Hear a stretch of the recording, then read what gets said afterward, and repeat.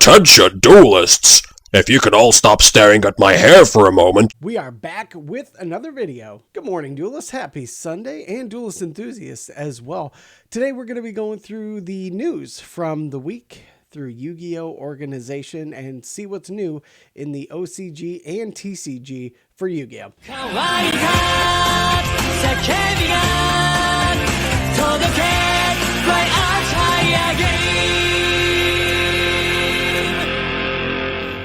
Alright, if you are new to the channel, make sure to leave a thumbs up on the video, hit that subscribe button, and make sure to hit that notification bell so you can stay on top of all the cool stuff that we've got coming for you. Later on today, the debut of the X-Duel series, where we use AI technology to create a deck based on Marvel characters. It's going to be pretty interesting, but it's a fun new series we're doing. And of course, the abridged progression series, and of course, all the sweet openings. Again, you guys got 1 week left to comment on the 300 subscriber video to get in the running for that ghost rare. We'll leave the video pinned at the end of this video so you guys can get down on it.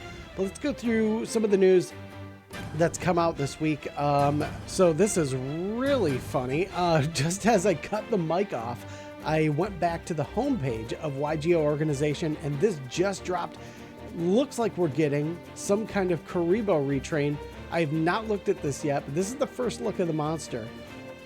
I like this so far. Let's see what this does and see if it's any good. Level 2 Dark Fiend effect monster, 550 attack, 400 defense. You can only use the first and second of this card's name each once per turn. If this card is normal or special, you can target a Momento card in your graveyard, except this one, add it to your hand. That's freaking sweet. I am personally really excited for the Momento monsters that are going to be coming out in Valiant Smashers. So this is an addition to that. I freaking love the retrain of Kuriboh. If this card's sent to the graveyard by a Memento effect, you can special summon it. That's really freaking handy. This card's a remake of Wretched Ghost in the Attic, which was loosely based on Kuriboh, or Kuriboh was loosely based on it. Uramen by itself is nothing in particular, but appears to be a truncation of Yanira no Mononoke, which is localized name is more flavorful version. Uramen itself is katakana, means nothing, but it might be referencing a back or a door gate or an unofficial crest or coat of arms. You go figure how that might mean anything. Go flip a multi-sided coin on how the TCG will localize this. Yeah, I love the fact that it's a callback to the Wretched Ghost of the Attic. I always thought it was cool that it was like, it kind of looked like Kuriboh, but it wasn't necessarily Kuriboh. So I love that they're taking these old cards and they're implementing them into the Momento archetype. It looks really sweet. All right, let's get back to the other stuff. I guess earlier, this would be earlier today. Oh no, today is October 1st, so it'd be yesterday. They put a release out for Mag Macho Dragon. We're starting to get more sneak peeks into Phantom Nightmare. And again, I'll leave a link to YG Organization. It's just ygorganization.com to stay up on everything that's happening. But they released level 8 fire. It's like generic fire support. 18 attack, 22 defense, level 8 fire pyro effect. Only use one first and second effects each once per turn. Banish up to 3 fire monsters from your grave. Gains 400 attack for each until the end phase of the turn.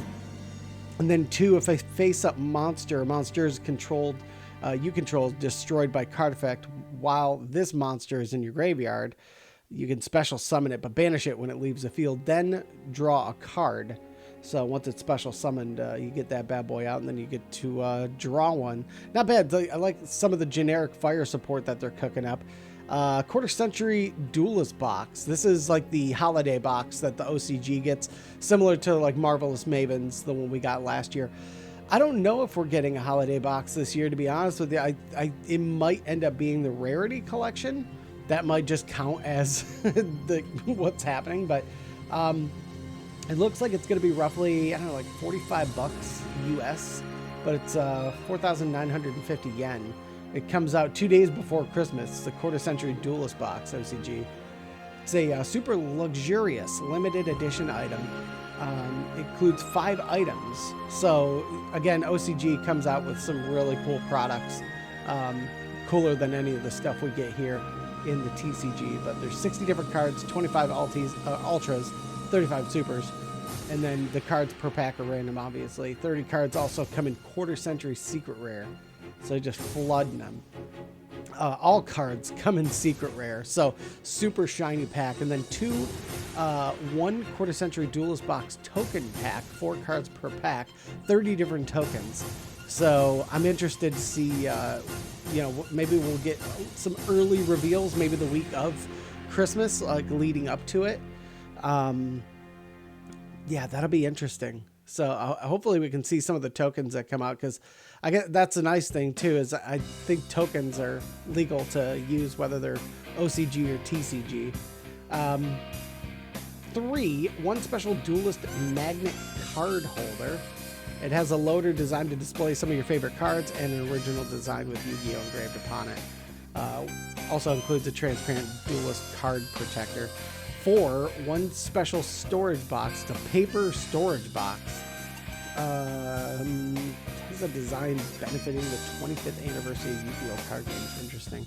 And then 5, 1 special duelist card case. Can hold up to 90 cards in sleeves, benefiting 25th anniversary. So it's just one of those generic plastic deck boxes. Can't get every card in one box, so details subject to change. So that'll be interesting to see how that turns out. We've got the October 1st, 2023 limit regulation. And this was kind of going over, I think this was the ban list for OCG. So Yugioh Sentinel was limited from 1. He gone. Kelbeck, Ancient Vanguard, he gone. Chaos Ruler, we don't even have that monster, he gone. And Heroic Champion, gone as well. OCG is quite different from the TCG. I think it's funny that these 2 monsters right here were in Mavens a year ago for our holiday box, and now here we are officially. This has taken place as Forbidden List. Limited, Tier Limits Kashira, it was unlimited, now it's down to 1. Block Dragon, you had 2, now it's down to 1. You have Rescue Ace Airlifter, which was unlimited, now you can only use 2. Purely Delicious, unlim, now 2. Rivalry, now down to 2. So these were all limited, or the rest of them were all limited. So Girsu was 1, it goes up to 2. Supreme King up to 2. Dragonic and Flow Magnificent Map back up to 2. And then Unlim, all of them were semi-limited, so they all had, the maximum of 2, and now they're back to 3. You got Armageddon Knight, Super Heavy Bike, Meow Meow, and Trickstar Light Stage. So it's an interesting list for the OCG, and like I said, the game is significantly different than the TCG, especially with the card pool that they have. It's so much different than the TCG. I can understand why lists would be different, but yeah, man, I will go to the grave saying that we should have 1 Max C in the TCG and up, called by the grave, but I highly doubt many people would agree with me. Legacy of Destruction. We're starting to get sneak peeks of Phantom Nightmare. This is the 4th core booster pack of the 2023 season for Legacy of Destruction. It goes on sale in the OCG January 27th, so I imagine this will be coming out at around like April or May. Legacy of Destruction. You're seeing a lot of callbacks to Yu-Gi-Oh! GX. Of course, Phantom Darkness is now Phantom Nightmare.